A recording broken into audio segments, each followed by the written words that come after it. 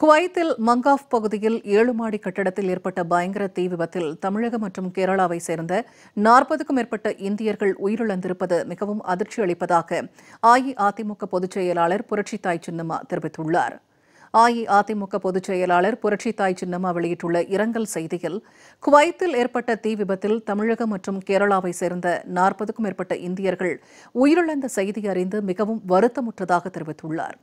இந்த விபத்தில் காயமடைந்து மருத்துவமனையில் சிகிச்சை பெறுபவர்கள் விரைவில் பூரணமாக குணமடைய ஆண்டவனை வேண்டுவதாக புரட்சித்தாய் சின்னம்மா குறிப்பிட்டுள்ளார்.